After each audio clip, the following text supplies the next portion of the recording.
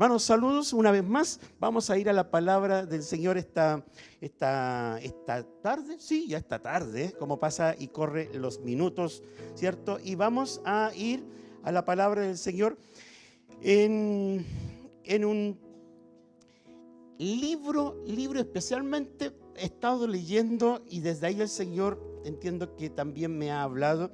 Y es el libro de Éxodo. No es que esté leyendo el libro de Éxodo, pero he estado estos días inmerso en las páginas de lo que llamamos el Antiguo Testamento. ¿Alguien ha leído el Antiguo Testamento en nuestras Biblias? Muchos, ¿o no?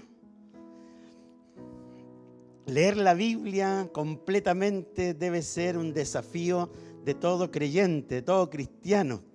Porque creemos en ella, andamos con ella, la defendemos, y no leerla sería una incongruencia de alguna manera. Así que trácese un plan, vaya leyendo libro tras libro hasta que un día diga, completé toda la Biblia. No significa que la entienda toda, pero que la haya leído y después en una segunda vuelta ya va a ir comprendiendo otros detalles. El libro de Éxodo es un libro en el capítulo 13 que nos va a relatar, nos va a compartir lo que significa haber salido de Egipto.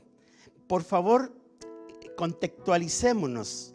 Después de 400 años o un poco más que vivió este pueblo, que se formó en Egipto, que se multiplicó, que creció, porque al principio solo fue una familia, que entró con sus hijos y esos hijos se multiplicaron y se transformaron en un pueblo que al principio las puertas estuvieron abiertas, pero cambiamos de faraón, de gobernante, y miró como una amenaza cómo este pueblo crecía en Egipto, donde se le había otorgado una tierra para que vivieran, construyeran casas, sembraran, ¿ya?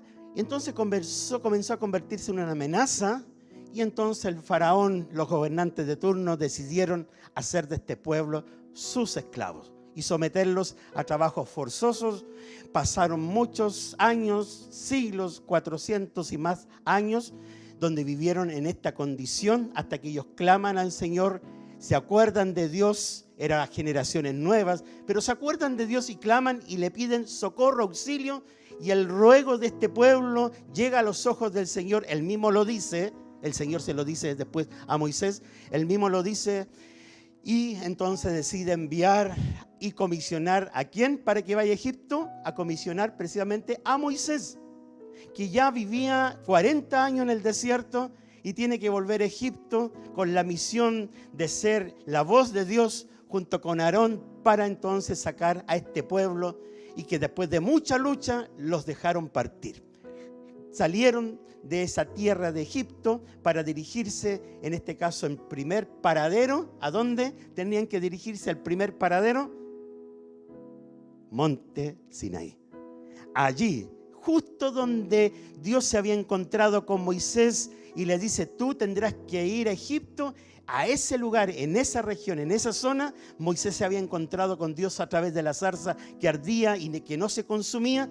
Aquí los traerás una vez que salgan de Egipto. Y allí llegaron entonces a las faldas y a la planicie que hay bajo el monte Sinaí, que por supuesto hoy día sigue existiendo con tal de hacer un viaje hasta allá.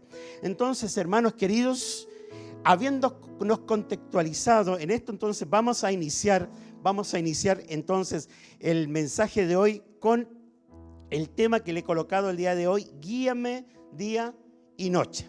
Si me puedes avanzar, porque esto no me avanza, ahí está. Guíame día y noche es el título del tema de hoy. Y yo quiero empezar haciendo la siguiente pregunta. ¿Usted me podría mencionar una cantidad de elementos que nos sirven para guiarnos? Elementos que nos sirven para guiarnos. La siguiente gráfica. Elementos que nos sirven para guiarnos en las distintas áreas, lugares. Elementos que nos sirven para guiarnos en las distintas áreas. ¿Cuáles serían? A ver, por ejemplo, una antorcha. Ya, le dije la primera. Transmisión, ¿me puede avanzar con la próxima? Porque no me... Ahí aparece. Nombre 5 elementos que se usan para guiarnos. Un faro, perfectamente. ¿Qué más? Una brújula, bien, muy bien. Las estrellas también sirven para quienes las conocen como los marineros, guiarse por las estrellas. ¿Algún otro elemento? Y eso es lo que tenía anotado. Hoy día todos estos elementos que bien son antiquísimos, hoy día han sido reemplazados por quienes tienen en sus celulares estas famosas aplicaciones como es el Google Maps y también el Waze. ¿Qué nos sirve estas dos aplicaciones? Uno viaja al sur, yo recorrí parte del sur, puro Waze, puro Waze, puro Google Maps, me indicaba todo, de verdad muy fácil, muy sencillo, imposible perderte aunque no hayas estado nunca antes allí.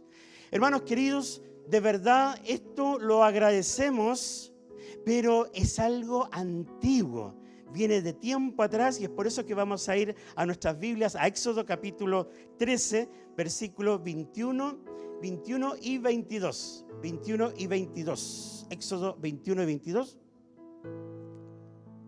Ahí está. Éxodo capítulo 13, versículos 21 y 22. Recuerden, ¿dónde está el pueblo hebreo? ¿Dónde está? No se nos pierdan. ¿Dónde está el pueblo hebreo ahora? En las faldas, abajo ¿de dónde? Monte Sinaí. Salieron de Egipto, cruzaron el Mar Rojo, se cerró el Mar Rojo y llegaron al Monte Sinaí. Dios les dijo, esta es su primera parada antes de continuar la ruta, y ahí se quedaron. ¿Qué sucedió en el Monte Sinaí? Moisés fue dada la orden por Dios, sube al monte porque te he de entregar, ¿qué cosa? Cuando desciende, todas estas piedras con las leyes, porque este pueblo se estaba transformando en una nación y tenía que entonces poseer y tener una ley.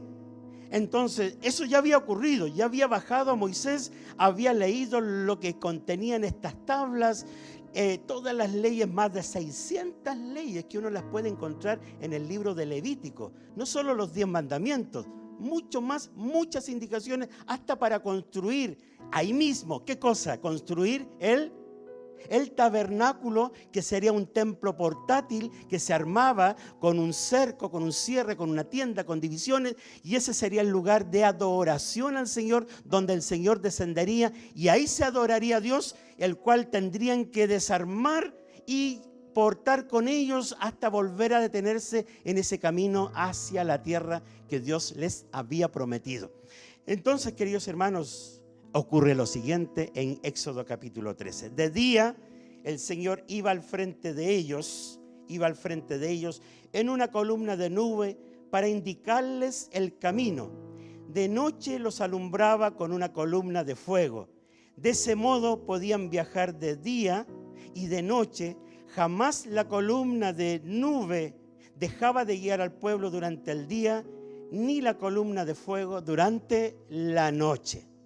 Eso se relata con relación a este pueblo que estaba por cientos, que lo componían 12 tribus. Entonces, un grupo de tribus al norte del tabernáculo, otro grupo de tribus al sur, otro al este y otro al oeste, formaban un círculo de alguna manera alrededor del tabernáculo, y el tabernáculo, esta tienda de reunión, estaba al centro, y la Biblia nos dice que sobre este tabernáculo había lo que se llama, ¿qué cosa? Una columna de nube y una columna de noche que los alumbraba, por supuesto, en la noche. Ahora, ¿qué es eso? ¿Qué es eso? ¿Qué era esta columna de nube y esta columna de fuego que estaban en el pueblo? Cuando uno lee esto, su mente empieza inmediatamente a imaginarse cómo tiene que haber sido. Porque ¿lo vimos alguna vez? ¿Lo hemos visto? Claramente que nunca hemos visto algo así. Pero nuestra mente comienza a imaginar, y yo les quiero mostrar algunas imágenes en la siguiente gráfica, algunas imágenes que nos hablan o de alguna manera han querido graficar lo que podría haber sido esa columna de nube, esa columna de fuego. En la siguiente gráfica, algunas imágenes que aparecen por allí. Miren, algunos artistas, fotógrafos diseñadores, uno encuentra a googlear, ¿ya? O en un buscador en internet, y empieza a encontrar tantas imágenes como suponiendo cómo pudo haber sido, porque se habla de una columna de nube que estaba en el día, y cuando oscurecía esa columna de nube tomaba la figura de una columna de fuego. Y si se habla de columna, nos imaginamos algo vertical, tal vez con esa forma, algo que se podía apreciar perfectamente en el día, y cuando ya se oscurecía se podía apreciar perfectamente la noche, y además les alumbraba, les servía de una especie de antorcha, porque estamos hablando entonces del desierto. Ahora, ¿cómo tuvo que haber sido esa forma? Es una aproximación. No puedo decir que esta es una exactitud. Es lo que imaginamos en nuestra mente, pero probablemente así lucía en el día el campamento y así lucía en la noche el campamento. Y hay algo interesante, que cuando esta columna se levantaba, el pueblo con esa señal visual recibía la orden ¿de qué? De avanzar. Por lo tanto, tenían que desarmar todas sus tiendas, desarmar el tabernáculo, que no era menor desarmar un tabernáculo. ¿Alguien tiene un tabernáculo en su casa? Para que me diga. ¿Cierto que no? Pero no era menor desarmar un tabernáculo, que es más complicado que desarmar una carpa de camping. ¿Cuántos fueron a acampar este verano? Ya ustedes saben lo que significa armar y desarmar una carpa. Era más complicado que eso, desarmar un tabernáculo, ordenarlo, guardarlo en sus respectivos lugares, espacios, desarmar las tiendas, todos los hebreos, y avanzar, porque la columna de nubes se estaba levantando, era señal de avanzar, y así continuaba en el camino. Y cuando la columna se detenía en un lugar, ¿qué pasaba con el pueblo? Ellos también se detenían en el lugar, y ahí tenían que armar todo nuevamente, porque la columna se podría detener un día, 2 días, una semana y hasta un año. Y si ese avance era dentro de la noche, por lo que entendemos el texto bíblico, podría transformarse en una columna de fuego. Así que en ningún minuto hubo un momento desde ese entonces que esa columna de nube en el día o esa columna de fuego en la noche estuviera ausente. Estuvo todo el tiempo que ellos estuvieron en el desierto. Entonces, hermanos, no es menor lo que estamos acá. Y esto tiene relación con algunas cosas, y quiero pensar, y quiero que ustedes me ayuden a pensar, ¿qué representaba? ¿Qué ideas representan esta columna de nube en el día y esta columna de fuego en la noche? La siguiente gráfica, por favor. Representan algunas cosas como las que aparecen allí. Hermanos, ¿qué representa esta columna de nube y esta columna de fuego? En primer lugar, hermanos, está representando la presencia y la gloria del Dios invisible. El texto bíblico, por ejemplo, miremos Éxodo capítulo 33, verso 9. Busque Éxodo capítulo 33, versículo 9 y 10. Éxodo capítulo 33, versículos 9 y 10 señala de la siguiente manera: en cuanto Moisés entraba en ella, o sea, la tienda, el tabernáculo, versículo 9, la columna de nube descendía y tapaba la entrada mientras el Señor hablaba con Moisés. Cuando los israelitas veían que la columna de nube se detenía a la entrada de la tienda o tabernáculo de reunión, todos ellos se inclinaban a la entrada de su carpa y adoraban al Señor. Éxodo 33, versículos 9 y 10. Hermanos, esto era, en otras palabras, Dios mismo estando presente en el tabernáculo, que llenaba el tabernáculo de tal manera cuando entraba Moisés a adorar y el pueblo cuando veía esa nube, era la gloria, la presencia de Dios, de tal manera que visualmente cuando eso ocurría, cada habitante de este pueblo, en la entrada de su tienda, adoraba al Señor. Hermanos, era la presencia de Dios. Dios estaba con ellos, el Dios invisible, que es tan grande que la tierra no lo puede contener, pero se manifestaba a través de esta forma, de tal manera que ningún ser humano muriese, porque estamos hablando del Dios invisible, el creador de los cielos, del universo. Estaba presente tanto de día como de noche. Entonces, ¿qué representaba esto, hermanos? Que Dios estaba con ellos. Dios estuvo con ellos, nunca los dejó, nunca los abandonó, manifestó su presencia y su grandeza, pero con cierto límite, porque no hay ser humano que soporte si la gloria de Dios se pudiese manifestar totalmente en un lugar. Hermanos, ¿qué representaba esa columna de fuego en la noche o de nube en el día? En segundo lugar, como dice ahí la gráfica, la protección de Dios para el pueblo. Estando esto de día como de noche, ¿saben, hermanos, qué significaba? Este pueblo no estaba solo, estaba protegido, estaba protegido. ¿Y por qué necesitaba protección? Claro que necesitaba protección. Miren lo que dice Éxodo capítulo 14. En Éxodo 14, cuando salen de Egipto, ellos no salieron así, salgan, están las puertas abiertas. Los egipcios los dejaron partir. Faraón vio cómo salían, pero en un momento Faraón dijo, no, traigámoslos de regreso. Y en Éxodo capítulo 14, verso 19, se nos relata de la siguiente manera. Entonces el ángel de Dios que marchaba al frente del ejército israelita se dio vuelta y fue a situarse detrás de este. Lo mismo sucedió con la columna de nube que dejó su puesto de vanguardia y se desplazó hacia atrás, dice acá la NBI, hacia la retaguardia, quedando entre los egipcios y los israelitas. Durante toda la noche la nube fue oscuridad para unos, para los egipcios, ¿ya?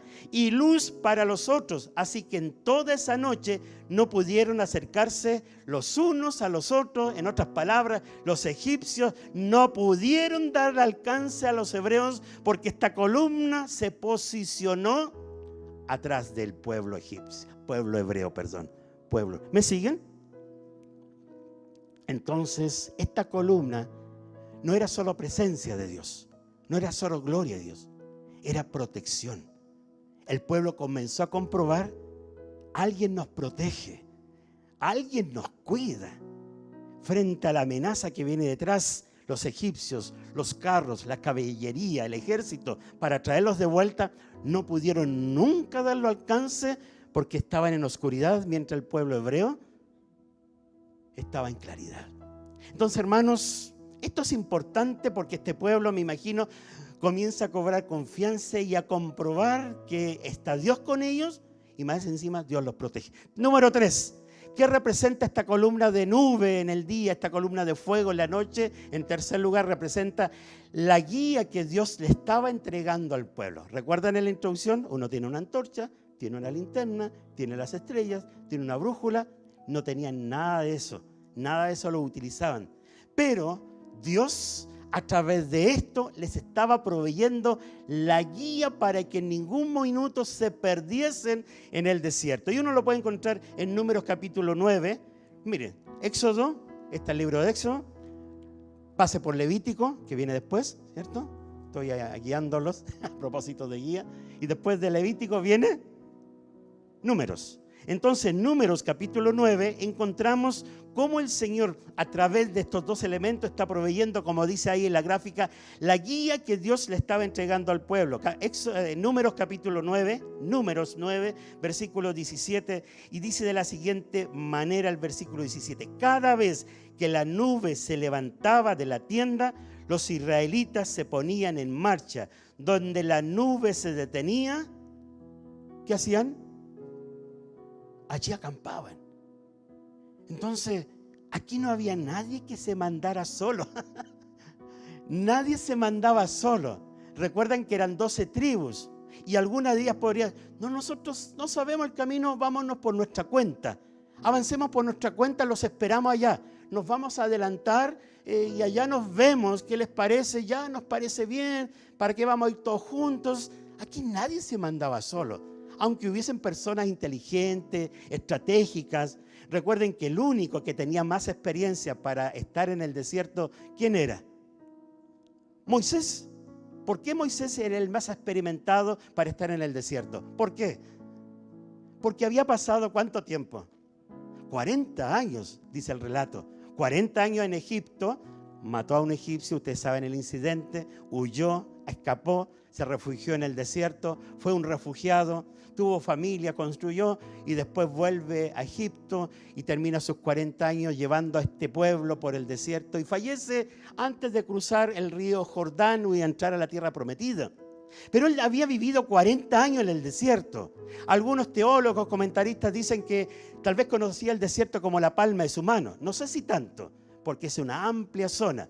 Pero por lo menos sabía cómo se vive en el desierto, cómo se come en el desierto, cómo se respira en el desierto, cuando amanece, cuando anochece, cómo son las temperaturas, cuál es la sequedad en el desierto. Lo conocía. Entonces, bueno, ese es tema para otro momento. Cómo Dios prepara nuestras vidas sin saber por qué estoy pasando esto, es por algo que viene más adelante muchas veces. Y ahí Moisés lo entendió. Entonces, en tercer lugar, Dios les proveía guía. Cuando se levantaba la columna hay que avanzar. Cuando se detenía hay que parar y armar nuevamente las carpas. Dios los guiaba. Era Él, no eran ellos. O sea, aquí Dios le está dando las primeras lecciones de lo que significa creer en Dios, de lo que significa tener una relación con Él. Es a Él al que tengo que seguir, es a Él al que tengo que escuchar, es a Él al que tengo que obedecer. Él me tiene que guiar, quiere que avance, quiere que aquí me detenga, quiere que aquí me quede, quiere que de aquí yo salga. Parece que esas lecciones le está dando, aunque no se las dice explícitamente, pero a través de lo que ven en el desierto, parece que se las está plasmando entonces en su corazón. En cuarto lugar, ¿qué representa esta columna de nube en el día y esta columna de fuego en la noche? Número 4, significa y representa organización. Es la organización que Dios establece y fija, ¿para qué cosa? Para cómo se va a marchar. En otras palabras, cómo se va a avanzar, cómo se va a cruzar este desierto. No sé si han visto la ruta cuando salieron de Egipto y llegan a la tierra prometida. Es un viaje caminando con ciertas interrupciones. Podría en un año uno llegar al otro lado, en un año. Ahora, si es un paso más firme y constante, podrían ser en unos cuantos meses, menos de un año. Podrían llegar. Así que había que tener una organización, porque si no había una organización, no estamos hablando de una familia, no estamos hablando de 2 personas, estamos hablando de cientos y cientos que estaban allí en el desierto, y esto no se puede hacer si no se está organizado. Entonces, hermanos, en Números capítulo 9, estamos en Números, ¿cierto? Usted abrió en Números, siga en Números, el versículo 18 al 22 dice de la siguiente manera: mire la organización, dependiendo de lo que allí el Señor les indicara, los israelitas se ponían en marcha o acampaban. Todo el tiempo que la nube reposaba sobre el santuario, se quedaban allí. No importaba que se quedaran muchos días sobre el santuario. Los israelitas obedecían el mandamiento del Señor y no abandonaban el lugar. Lo mismo ocurría cuando la nube reposaba poco tiempo sobre el santuario, poco o mucho. Dice pues, cuando el Señor así lo indicaba, los israelitas acampaban y se ponían en marcha. Verso 21, a veces la nube se quedaba una sola noche, ya fuera de día o de noche, y cuando la nube se levantaba, los israelitas se ponían en marcha. Aunque la nube reposara sobre el santuario un par de días, un mes o más tiempo, los israelitas se quedaban en el campamento y no partían, pero cuando se levantaba, se ponían ¿en qué? En marcha. Dígame si eso no es organización. ¿Es eso o no? Yo creo que sí. Eso es ser organizado. Dios es ordenado. ¿Lo creen? ¿Dios es un Dios de orden? Parece que alguien lo dijo en el Nuevo Testamento. Por ahí lo leí. Dios es un Dios de orden en todas las iglesias. Dios es ordenado. Dios es organizado. Es cosa de leer Génesis capítulo 1 y capítulo 2. Y creo que Dios es organizado, ordenado. Sigue una ruta, sigue un plan. Dios no trabaja desordenadamente con mi vida, con tu vida, con el mundo, con la historia. Dios es ordenado. No porque no entendamos muchas cosas significa que podamos decir que Dios no está. Dios está. Y claramente Dios está y les pautea cómo esto se va a hacer, cómo esto se va a cruzar, cómo es que vamos a llegar y van a llegar ustedes entonces a la tierra prometida. Entonces, queridos hermanos, resumamos. ¿Qué representa la nube ¿Y qué representa el fuego? La presencia de Dios. ¿Qué más? Protección del Señor. ¿Qué más? Guía y también organización. Grabémonos en esos 4 conceptos. Dios está aquí, su presencia, Él los protege, Él los protegía, Él los guiaba y Él marchaba y los guiaba para que fueran organizados. Entonces, cuando miramos estos elementos, vaya, qué historia. Incluso hago memoria de una historia que está en el Nuevo Testamento, en el libro de los Hechos. ¿Recuerdan algo parecido a esto?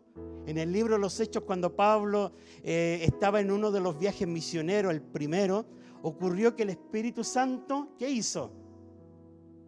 Les prohibió a Pablo hablar la palabra en cierto lugar, le cerró la puerta, pero se la abre en otra. Dice en Hechos capítulo 16, atravesaron la región de Frigia y Galacia, ya que el Espíritu Santo les había impedido que predicaran la palabra en la provincia de Asia. Hechos 16, versículo 6 en adelante. Cuando llegaron cerca de Misia, relata aparentemente Lucas, que escribió este libro de los Hechos, intentaron pasar a Bitinia, pero el Espíritu de Jesús no se lo permitió. Miren, poniéndole freno. Ellos quieren ir a predicar a cierto lugar, pero el Señor no se los permite.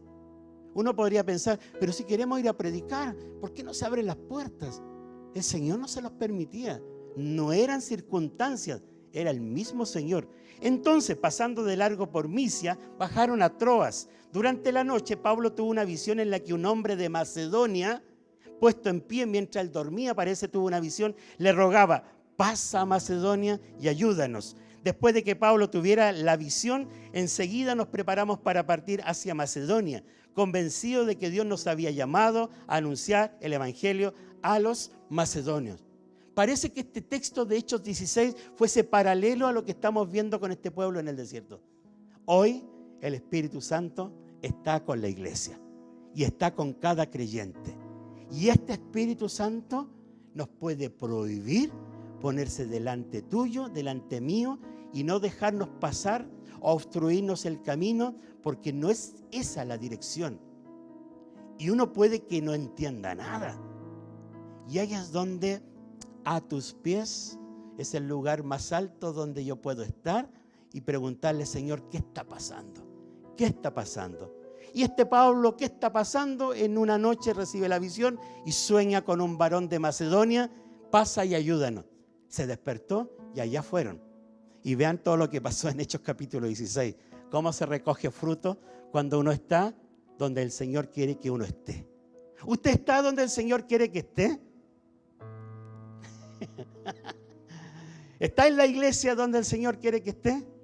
Amén, digan todos. Esperamos que todo el Señor les haya traído acá y acá donde tengan que quedarse. En su trabajo está donde el Señor le ha puesto a estar, donde usted vive, está donde el Señor quiere que usted viva, está en el lugar donde el Señor quiere que usted esté, o tal vez todo lo contrario. ¿Será que está golpeando puertas y no se abren, y no se abren, y no me llaman, y no me hablan? Nada, no pasa nada. Hermanos, nos ha pasado a todos alguna vez. Pero a tus pies, que es el lugar más alto donde puedo estar, le pregunto al Señor, ¿qué está pasando, Señor? Háblame, dime. Bueno, volvamos al relato volvamos al monte Sinaí.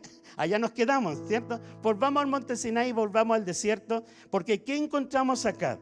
Saben, hermanos, en la siguiente gráfica se menciona algo interesante.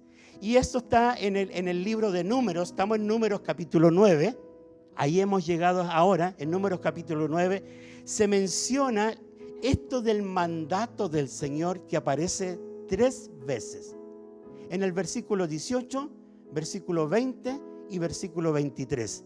Dice así, al mandato del Señor, versículo 18, los hijos de Israel partían y al mandato del Señor acampaban. El versículo 20, al mandato del Señor acampaban y al mandato del Señor partían. Al versículo 23, repite la misma idea, al mandato del Señor acampaban y al mandato del Señor. Y a ese mandato partían. Entonces, hermanos, pregunto, ¿por qué aparece 3 veces? ¿Por qué aparece 3 veces? La siguiente gráfica, quiero hacer la siguiente pregunta. En la siguiente gráfica, queridos hermanos, ¿así de obedientes se mantuvo el pueblo en este desierto? La Escritura se dice que el pueblo, saliendo de Egipto y viendo que la nube se alzaba, bajaba, ellos hacían tal cual, porque era el mandato ¿de quién? Del Señor. Y se portaron un 7, anduvieron derechitos, ¿cómo se dice? Formaditos uno detrás del otro, como el primer día de clases, con su corbatita, con su delantal, no sé, ordenaditos, lustraditos, peinaditos. ¿Cuántos hijos pequeños hay acá? Padres de hijos pequeños. Como ese primer día de clase, en que la profe dice, vamos, entren a la sala, y entran todos. Salgan al recreo, vayan al baño y saquen un cuaderno, abran en la página tanto, y todos un 7 impecable. ¿Qué curso? Este es el mejor curso, dicen los profesores, que he tenido. Y se lo dicen a todos los cursos. El mejor curso que he tenido. Un 7 al mandato del Señor. Ellos hacían tal cual, como dice la Escritura, acampaban o avanzaban. Y pregunto, ¿así de obedientes se mantuvieron todo el tiempo? ¿Por qué veo caras con bocas medias chuecas? Como que, o cabezas que se menean. Qué lamentable que lo bueno a veces dure tan poco. Qué lamentable que a veces creyentes se consagran, lloran y se quebrantan y dicen, te voy a servir, y dura tan poco, como si fuese el dicho escoba nueva. Por ahí lo escuché. Escoba nueva barre bien. Y de pronto el mandato del Señor se comienza a diluir, a olvidar, a disolver, y empiezan a aparecer otras cosas, como la semilla del sembrador que fue sembrada entre espinos, y las espinas crecieron y la ahogaron, y la palabra se olvidó, y los afanes de este mundo ahogaron la palabra. ¿Se recuerdan esa parábola del sembrador? Parece que como se volviese a repetir. La parábola del sembrador no había sido dicha todavía en los tiempos del pueblo en el desierto, pero Jesús después lo corrobora. Esto es lo que le pasa a muchos. El mandato del Señor se comienza a olvidar. Hermanos, ¿cuánto tiempo? ¿Se acuerdan que les mencioné que este viaje cuánto podría haber durado en un paso constante? Algunos meses, a lo más podría haber sido un año. Algunos comentaristas hablan de que en un paso constante es un viaje que podría haber durado 3 meses. 3 meses. Pero este viaje hasta la tierra prometida demoró 40 días, años, 40 años. Más o menos se cree que estuvieron en el monte Sinaí un año, y al segundo año partieron de allí y se detuvieron.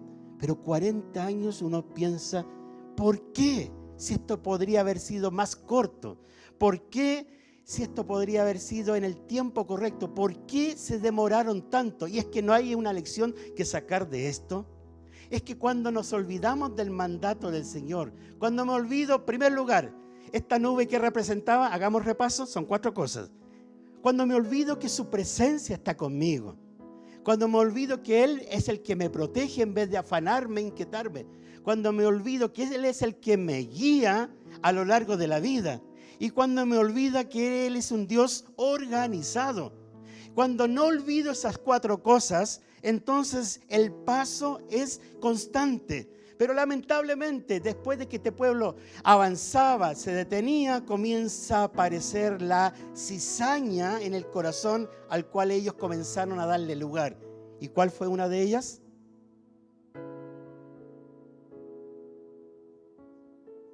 ¿Cuál fue uno de esos virus que empezó a llenar el corazón de ellos y las cosas comenzaron a cambiar? ¿Cuál fue una de estas? Una de estas, no alcancé a escuchar, una de estas fue la murmuración. El libro de Números, por algunos es titulado como el libro de las murmuraciones.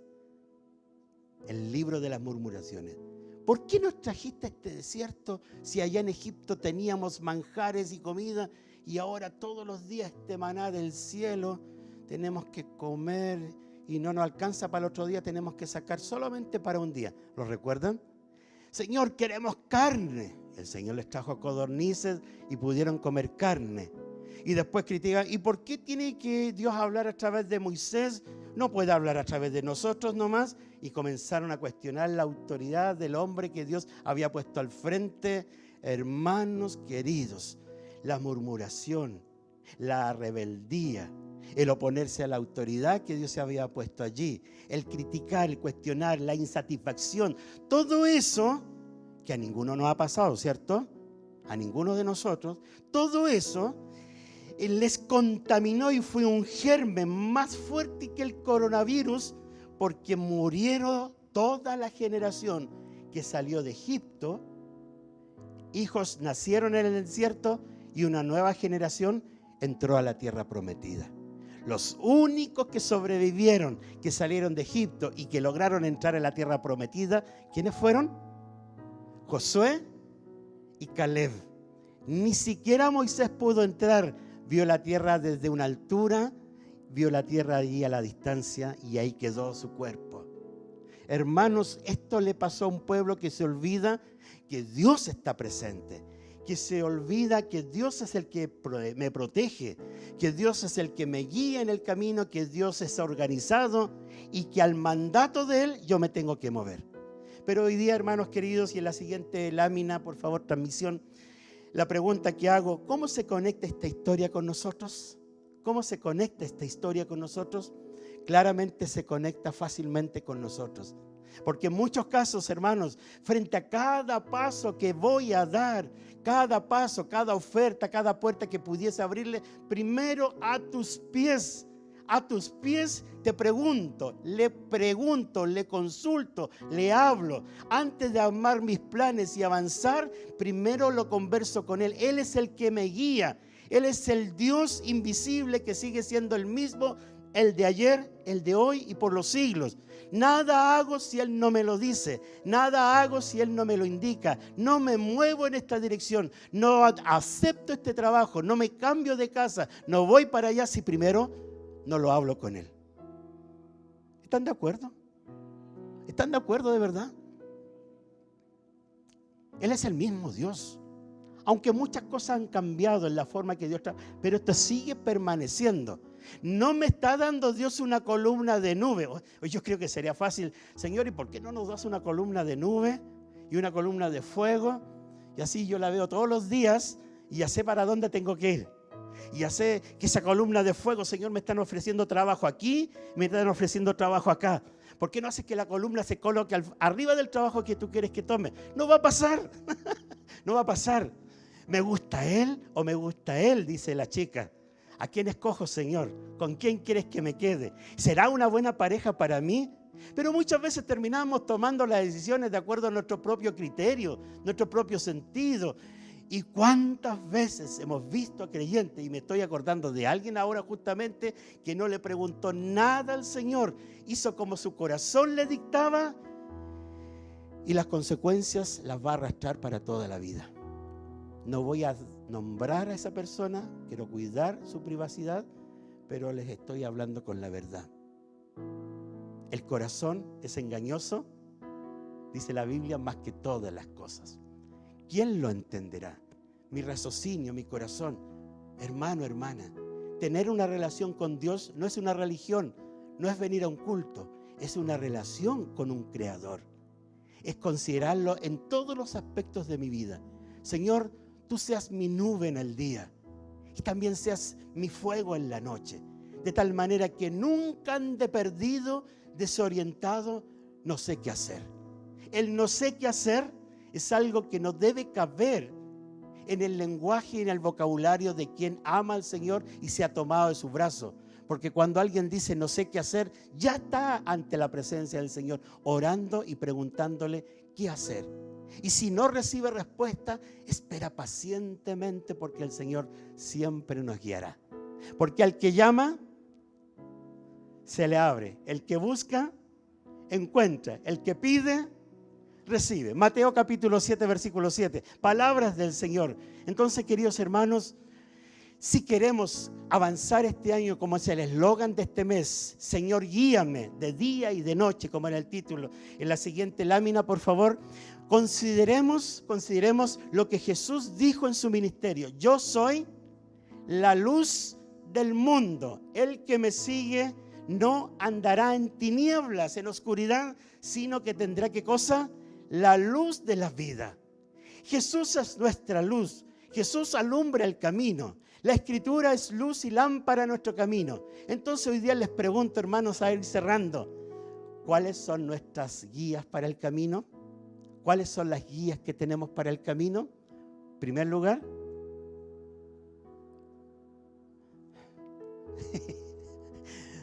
usted como creyente, que cree en el Señor, que ama al Señor, que lo considera en su vida, ¿qué tiene para ser guiado? ¿Qué tenemos para ser guiados? Sí, pongamos la palabra, la Escritura, la palabra de Dios es nuestra luz en nuestro camino. Lámpara es a mis pies, tu palabra y lumbrera a mi camino. Si no leemos la palabra, nos vamos a estar perdiendo en el camino. El cristiano que no lee la Biblia, el cristiano que no lee la palabra, es un cristiano desnutrido. Le falta vida espiritual, le falta voz de Dios. Cada creyente tiene que tener voz de Dios en su vida. Esto Dios me ha hablado. Estar familiarizado con su voz. Y Dios habla a través de su palabra. Cuando tienes esos tiempos y tenemos esos tiempos con Él y abremos la Escritura, ¡oh, Señor, gracias! Porque tú me estás hablando en tu palabra. Señor, sigue hablándome. Tenemos que tener palabra en nuestra vida porque es la voz de Dios hablándonos. Así que, hermano querido, hermana querida, por favor, volvamos a la palabra. ¿Cuál es nuestra otra guía? ¿Con qué nos guiamos? ¿Quién más nos guía? ¿Qué es lo que más nos guía, hermanos? Muy bien, hermano, muy bien dicho. El Espíritu Santo bien aparece en Hechos. Jesús lo dijo, yo les enviaré un ayudador para que esté con ustedes, esté en ustedes. Él les enseñará todo lo que tengan que decir. Él los va a guiar. El Espíritu Santo. ¿Usted tiene el Espíritu Santo? Los que no lo tienen, entréguense esta tarde al Señor para que reciban el Espíritu Santo. Él nos va a guiar, nos va a hablar, nos va a dirigir. Vamos a escuchar su voz. De alguna manera va a poner tal vez en algunos casos una idea fuerte en nuestra cabeza diciendo, haz esto. El Espíritu Santo a veces nos va a guiar para decirnos, llámala, llámalo.